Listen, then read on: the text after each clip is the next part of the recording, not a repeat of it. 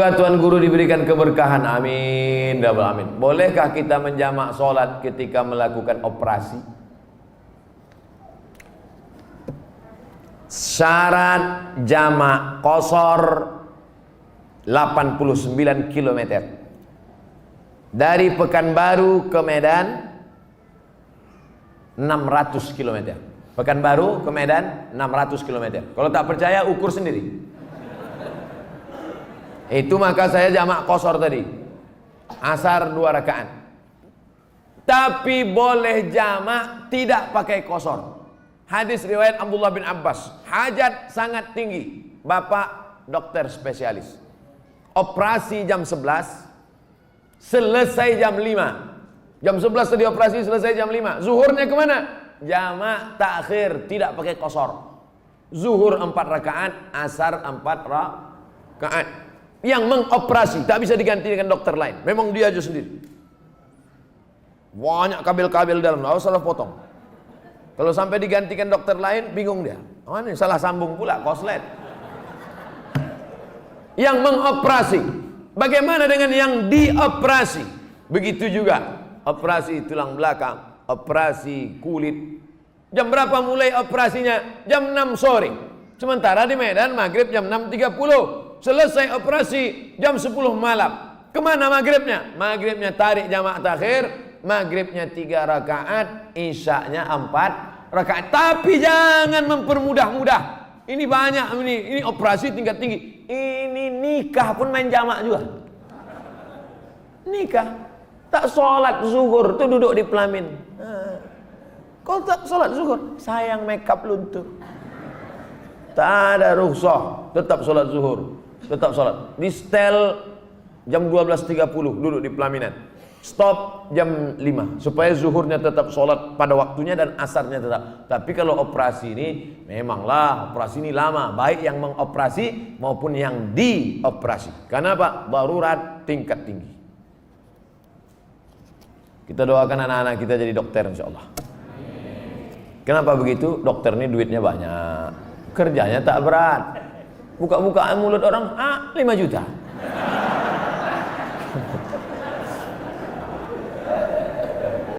Selamat malam Ustaz.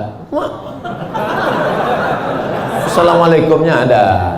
Kayak selamat malam. Saya tak mau disebut selamat malam. Iya malam selamat, besok pagi. Apalagi udah kena laporkan nih, ngeri-ngeri juga gitu. Iya, janganlah kalian mancing-mancing. Saya hamba Allah Pak Ustaz. Alhamdulillah sekarang banyak orang hamba harta, hamba kuasa, hamba setan, hamba hantu. Bagaimana cara menjaga sholat agar lebih khusyuk dan tak malas Pak Ustaz? Itu nampak api kan? Kalau nanti terlintas di hatimu malas sholat, bakar jadi sebentar. Berapa lama kau tahan? Buatlah. Agak-agak gosong sedikit. Hai tangan, tahan kau masuk neraka nanti tangan. Nama kau nanti nama nerakanya neraka sakor. Masalakakum fi sakar. Kenapa kau masuk dalam neraka sakar? Lam naku minal musallin, karena tak sholat. Makanya Muhammad Ali kemana-mana bawa mancis. Muhammad Ali petinju, mana-mana bawa mancis. Padahal dia tak merokok. Ditanya orang, kenapa kau bawa mancis? Asal terlintas di otakku mau buat dosa, aku bakar tangan. Wah, kalau mancis tak mempan, obor wah. Bagaimana sholat ini khusyuk Pak Ustadz? 5. Yang pertama, ketika berwudu khusyuk. Waktu menyuci tangan, bersih dosa dari tangan. Waktu memasukkan air ke mulut ke hidung, bersihkan dosa-dosa mulut, dosa-dosa lidah, dosa hidung. Waktu air dibasuh ke muka, keluar dosa-dosa biji mata, banyak silap salah. Waktu air menyiram tangan, keluar dosa-dosa dari ujung jari jemari. Khusyuk. Waktu air mengusap kepala, keluar dosa isi kepala yang kotor sampai ke lubang telinga. Waktu air menyiram kaki, keluar dosa-dosa kaki yang dilangkahkan ke tempat maksiat dan dosa. Makanya ketika berwudu itu jangan bercakap. Ini banyak orang di sambil wudu bercakap. Itu udah aku bilang sama kau kemarin, panjat pinang itu yang besar-besar kali pinangnya. Modal kita pun tak ada, tapi kau itulah. Pak RT kan udah ngasih, Pak RW kenapa enggak juga? Entahlah, kentutlah sama dia. Itu Itulah maka tak khusyuk. Karena ketika wudhu masih bicara dunia. Lalu dari tempat wudhu ke tempat sholat tak boleh tasbih. Tasbih menggerak-gerakkan. Kerotak. Tak boleh. Tasbih tak boleh. Yang boleh tasbih. Subhanallah. Makanya kalau ada ngajak-ngajak ngobrol tak usah. Gimana kabar Anda? Subhanallah.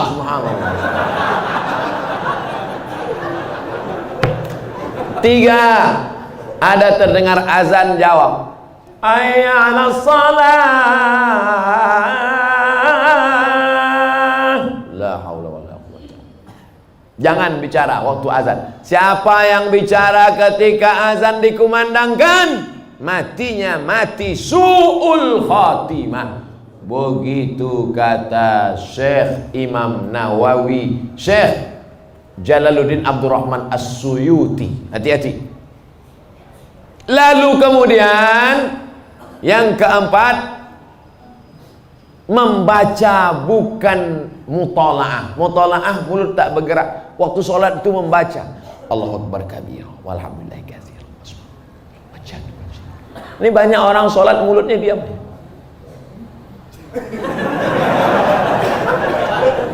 Mulut membaca, karena di situ disebut qiraah. Qiraah artinya membaca. Bismillahirrahmanirrahim. Alhamdulillah.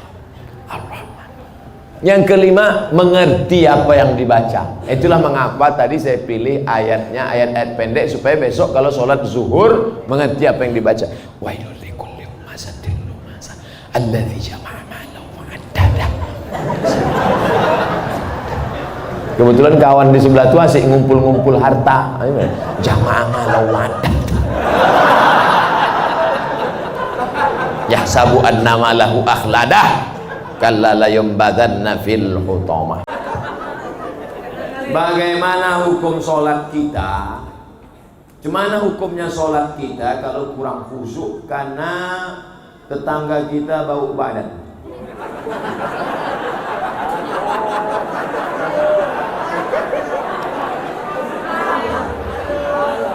Man akala basolan, siapa yang makan basol bawang merah au thauman bawang putih, fala yaqrabanna musallana, jangan dekat-dekat tempat sholat kami. Falyatazil masajidana, jangan masuk ke masjid kami. Habis makan bawang merah bawang putih belum gosok gigi masuk ke masjid. Ayatnya kurang lebih nas. Innal malaikata tata'adza, malaikat tersakiti dengan bau mulut. Makanya Nabi mengatakan laula an asyqa ala ummati, kalau tidak memberatkan bagi umatku la amartuhum bisiwak, kusuruh mereka bersiwak bergosok gigi. Makanya kadang imam-imam khususnya banyak dari kalangan jamaah tabligh mengantongi siwak sebenarnya. Luruskan shaf. Sunnah. Yang kalian ketawakan sunnah, bengkak mulut nanti. Bersiwak sebelum sholat. Orang Islam gosok gigi sehari 5 kali. Sebelum subuh, sebelum zuhur, sebelum asar, sebelum maghrib, sebelum isya. Tak usah ajari orang Islam tentang kebersihan, sama mengajar itik berenang. Oleh sebab itu maka ini masalah bau mulut, bau. Adapun bau badan, cuma menghilangkannya makan garam Inggris, broklat. Tapi kalau udah makan itu pagi, sehari itu jangan pergi karena mencret. Jadi rupanya saluran usus kita ini, cobalah saluran paralon pipa itu diisi gula minyak, maka menggumpallah minyak-minyak dan gula-gula di usus itu kotor, sampah, busuk. Maka kalau dimakan itu dicucinya usus ini bersih. Nah, setelah bersih hilanglah bau. Bau badan itu tak bisa dihilangkan pakai sampo, karena sampo untuk kepala. Bau badan tak bisa dihilangkan pakai sabun. Jangan menghilangkan bau badan dikunyah sabun, mati keracunan. Nah, dengan cara membersihkan usus tadi, setelah bersih hilang bau badan. Ada orang bau badan. Kalau ada orang susah mati, dekat dengan dia, sesak nafas mati kok. Banyak yang meremehkan merapatkan shaf. Mohon pencerahannya Pak Ustadz. Man qata'a shaffan qata'ahullah. Siapa yang memutuskan shaf, maka Allah memutuskan hubungan dengan dia. Dua, sawwus sufuf, luruskan shaf. Fa inna taswiyatas sufuf min tamamis shalah, sempurnanya salat karena sempurnanya shaf. Tiga, fa inna taswiyatas sufuf min iqamatis shalah, sempurnanya shaf, tegaknya salat. Berarti kalau shaf tidak lurus, tidak tegak salat. Yang keempat, la takhtalifu fakhtalafat qulubukum, jangan sampai shaf kamu bengkok karena hati kamu menjadi bengkok. Yang kelima, kalau ada celah, saddul furaj, tutup celah. Saddul halal, tutup celah. Celah kaki, tutup. Kaki rapat dengan kaki, bahu rapat dengan bahu. Bahu rapat dengan bahu nggak masalah. Bahu saya dengan bahu bapak karena ada lapis, apalagi baju baru ini nggak terlalu terasa. Yang agak masalah dikit kalau kaki rapat dengan kaki, karena nggak semua orang nyaman. Saya kalau ada orang merapatkan kakinya dengan kaki saya nggak apa-apa, karena saya orangnya nggak terlalu sensitif. Tapi ada orang yang kulitnya tipis, dia kalau kakinya kena, dia seperti kena kecoa. Jadi kalau teman di sebelah kita itu kita rapatkan kaki, dia geser, jangan rapatkan lagi. Karena kalau kita geser nanti dia geser lagi, dia geser lagi. Imam udah mau walad dolin, kita masih ngurus kaki. Khawatirnya dia baru tobat kemarin. Begitu kita geser 2 kali, dipijaknya langsung. Nah, akhirnya orang kelahi dalam masjid. Jadi pandai-pandai merasakan perasaan orang lain. Nah, ini nampaknya sepele, tapi bisa jadi masalah. Kalau kita sesama orang di masjid kelahi, yang ketawa orang yang nggak sholat. Untung aku nggak sholat. Jadi shaf ini. Makanya imam nggak boleh angkat takbiratul ihram sebelum dia katakan sawus sufuf fa inna taswiyatas sufuf min tamamis shalah. Dia tidak hanya sekedar melihat ke depan, tapi dia tengok ke belakang. Dia tengok lurus, dia lihat lurus, dia tengok kaki. Saddul halal, tutup celah, baru takbiratul ihram. Tapi nggak perlu juga imam sampai ke belakang meriksa satu-satu. Ada dulu sahabat saya, ketua Majelis Ulama Indonesia, dia sholat. Ketika itu ada mahasiswa Afrika jadi imam di asrama. Mahasiswa Afrika ini orangnya masalah shaf ini dia belakang. Ada satu yang nggak sabar, maju deh ke depan. Allahu Akbar. Nah, ini namanya imam kena kudeta nggak berdarah.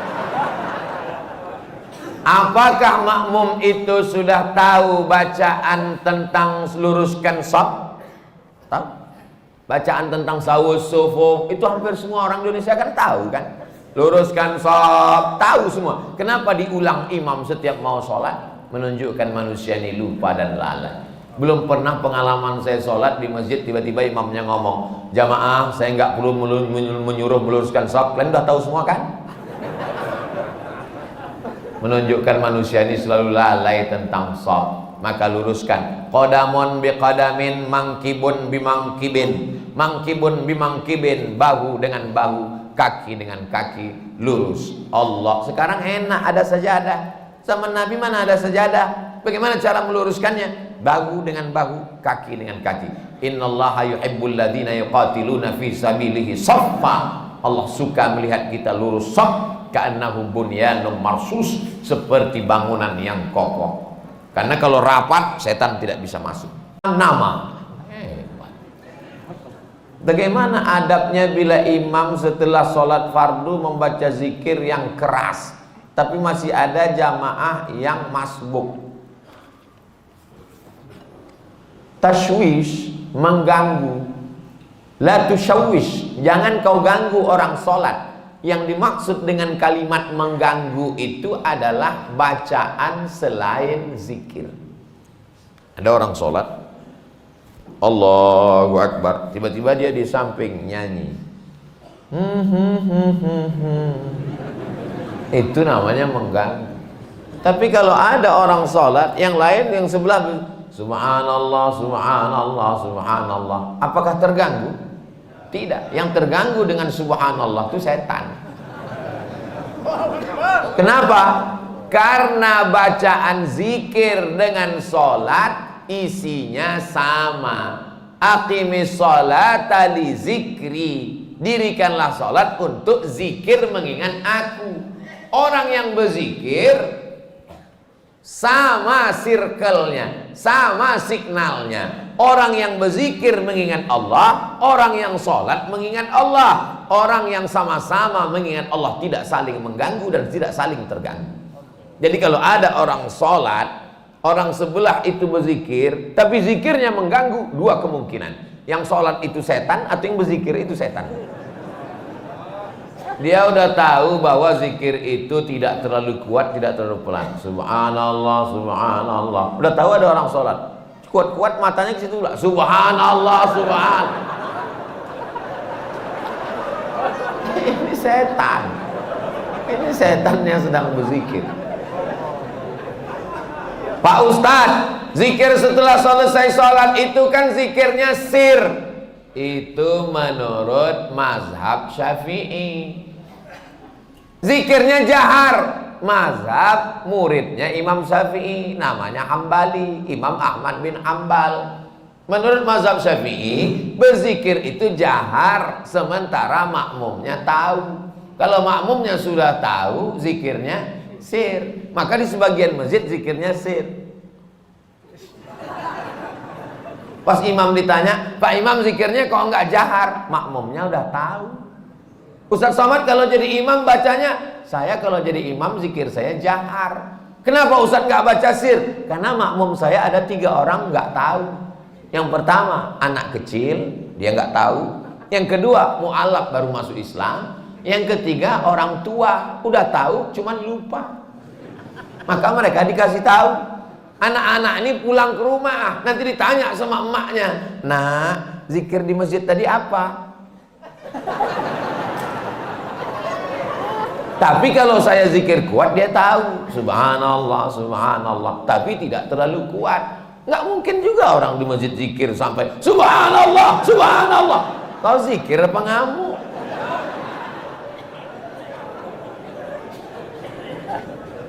Jadi yang paling bagus adalah khairul umuri awsatuha, sebaik-baik perkara pertengahan. La tajhar bi sholatika, jangan suaramu terlalu melambung. Wala tukhafit biha, jangan pula terlalu tersembunyi. Wabtaghi baina dzalika sabila, carilah jalan tengah. Subhanallah, subhanallah, subhanallah. Ustaz Somad ngomong katanya bersuara jangan terlalu melambung tinggi. Ustaz sendiri kalau ngomong tinggi, saya biasa aja, sound systemnya bagus. Ini masjid bagus. Saya dikasih nasihat sama ketua DNI, Dewan Masjid Indonesia. Tolong Ustaz Somad kalau ceramah itu di mana-mana kasih tahu supaya perbaiki sound system. Karena 80% fungsi masjid ada sound system. Suara imam dengan sound system, suara khatib dengan sound system, suara ustadz ceramah. Kadang kita mau pengajian suaranya nggak jelas. Ada jenis mikrofon itu ustadz itu suaranya seperti kumur-kumurnya.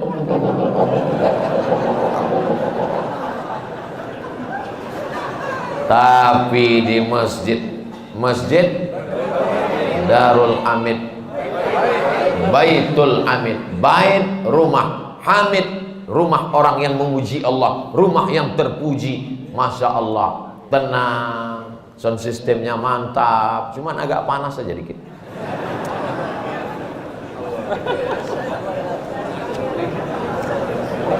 Negeri Bima memang luas. Pergi memancing ke Pulau Buru. Mengapa terasa panas? Karena Ustadz pakai baju baru. Assalamualaikum, waalaikumsalam warahmatullahi wabarakatuh. Salam kenal Pak Ustadz, salam kenal juga. Saya dari Saudi Arah Bima.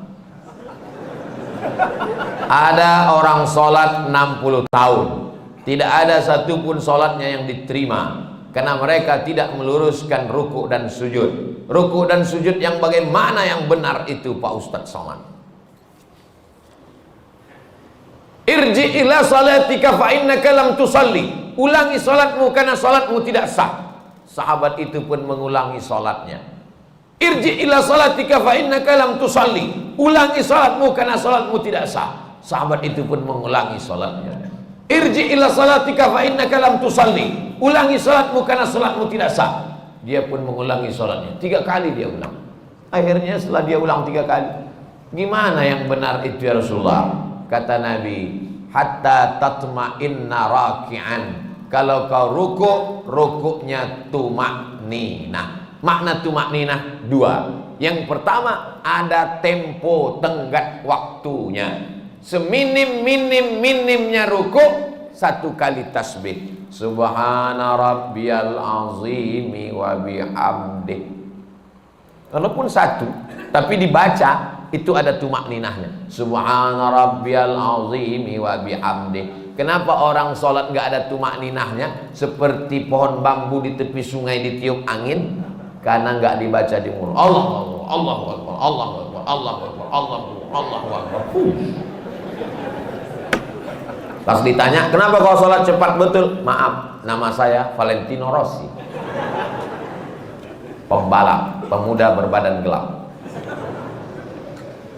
Yang kedua, kenapa tidak ada tumakninah? Tidak benar rukuknya. Kalau diletakkan bejana di atas, tidak tumpah airnya, diagak-agak demikian. Jangan terlalu tunduk ke bawah seperti kambing lapar dapat rumput. Jangan mendongak ke atas seperti kuda jantan melihat kuda betina, apalagi kuda liar. Maka dia harus diagak-agak, dikira-kira. Jadi makna tumakninah dua, gerakannya dan waktunya. Allahu Akbar. Subhana rabbiyal azimi wa bihamdi. Subhana rabbiyal azim. Tidak terlalu menunduk ke bawah, tidak terlalu mendongak. Jangan rukuknya mendongak.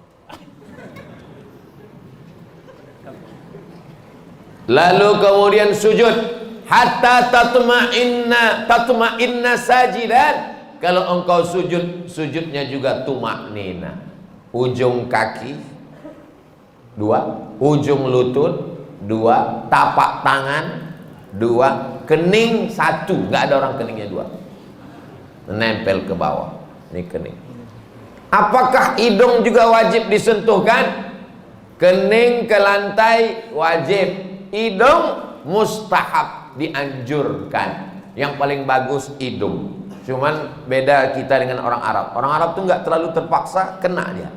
Kita memang agak kita paksakan dia. Mohon maaf, yang besek jangan tersinggung. Ini saya cerita tentang saya nih maksudnya. Jadi masalah hidung kena itu mustahab, dianjurkan. Bagaimana kalau orang pakai peci sampai keningnya tertutup? Ada orang pakai peci gitu. Makanya sebagian orang kadang kalau mau sholat dinaikkannya ke atas, supaya menempel ke bawah. Afdalnya demikian. Bagaimana kalau ada orang keningnya tertutup? Maka sesungguhnya kain pada bagian tubuh yang menutupi tidak membatalkan sholat. Mana dalilnya? Karena ada seorang sahabat Nabi sedang sholat, dia ambil ujung jubahnya, dia tutupkan ke atas pasir, karena dia tidak mau kening yang menempel ke pasir karena panas, terik, nggak ada sajadah. Sholat dia, pas mau sujud, ujung jubahnya dia sujud di atas. Itu dalil boleh menempelkan ke kain yang menempel ke badan, tapi kurang afdal. Yang afdal adalah menyentuh. Begitu yang diajarkan Nabi. Kenapa orang bisa tasbihnya itu cepat sekali? Karena tidak diucapkan di mulut. Kalau diucapkan di mulut pasti pelan. Subhana rabbiyal a'la wa bihamdi. Subhana rabbiyal a'la. Subhanakallahumma wa bihamdika. Tasbih kita pelan itu karena diucapkan. Subhanallah, subhanallah, subhanallah, subhanallah. Jadi kalau ada bapak ibu lihat ada orang cepat sekali, itu karena nggak diucapkan.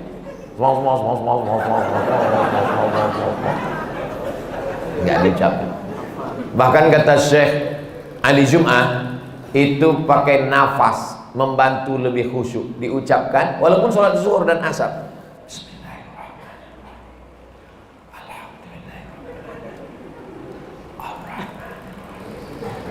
Pakai nafas dan diucapkan.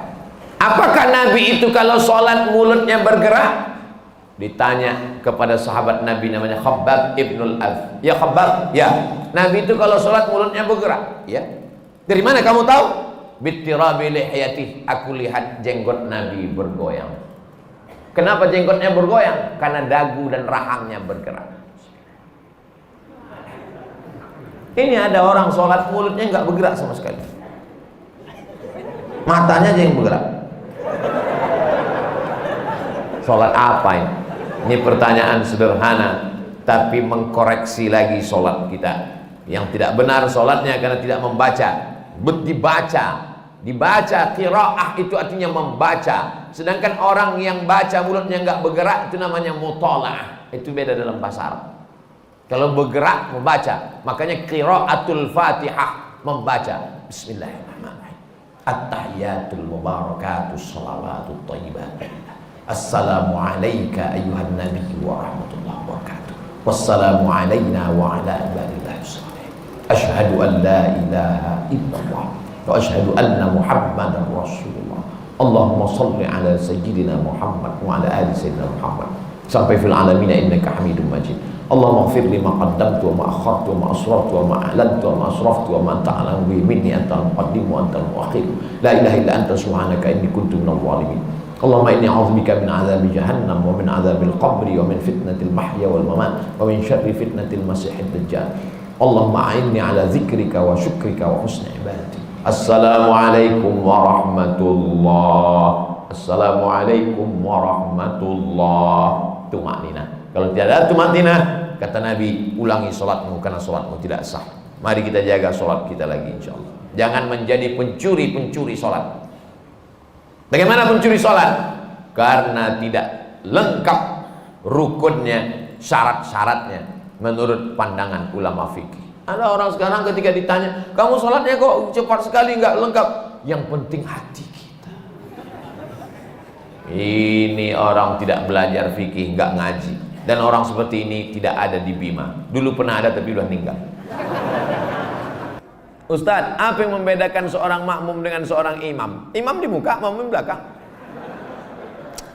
Ustadz nih macam jawaban anak TK. Al-imamu junnah. Imam itu penanggung jawab. Faqiraatul imam qiraatul makmum. Bacaan si imam menjadi bacaan makmum, maka bacaan imam mesti sempurna. Syarat menjadi imam 14. Buka dalam kitab Al-Fiqhul Islami wa Adillatuh Syekh Wahab Az-Zuhaili menurut mazhab Syafi'i. Yang pertama, wali. Jadi kalau berkumpul orang di kota Medan ini, siapa yang paling layak menjadi imam? Wali kota. Kalau wali kotanya tak sanggup jadi imam, yang tak usah bersuara, imam zuhur, asar. Diangkat imam. Imam yang kedua namanya imam ratib. Diangkatlah imam ratib. Kalau di Masjidil Haram itu Syekh Abdurrahman Sudais, itu diangkat oleh raja, oleh sebelum Salman, sebelum lagi Abdullah, sebelum lagi Fahad. Nah, itu imam paling tinggi wali. Yang keduanya adalah imam ratib. Yang ketiga, ahfazuhum, yang paling banyak hafalan Qur'annya. Jadi kalau kumpul kita ramai-ramai, siapa yang paling layak jadi imam? Inilah yang hafiz. Ini sekarang banyak orang salah nih, maju anak hafiz di depan, tuanya udah nikah dia. Pak, dia memang belum nikah tapi hafal Quran. Bapak udah nikah berapa kali, tak hafal juz amma. Dia memang belum nikah tapi Quran itu di kepala dia. Dia tinggal klik keluar Quran. Bapak klik keluar hutang. Saya lihat ada beberapa masjid musola tempat imam itu lebih tinggi beberapa sentimeter. Boleh apa tidak Pak Ustadz? Makruh hukumnya kalau tempat imam itu lebih dari zira' sehasta. Sini tak ada sejengkal pun tidak. Kalau tempat imam itu lebih tinggi dari sehasta nih, makruh hukumnya. Dalam kitab Al-Fiqhul Islami wa Adillatuh. Dulu imam itu dibuat tinggi. Kenapa imam itu tinggi? Supaya suara imam sampai ke belakang. Karena waktu itu belum ada mikrofon. Maka suara imam tinggi. Bismillahirrahmanirrahim.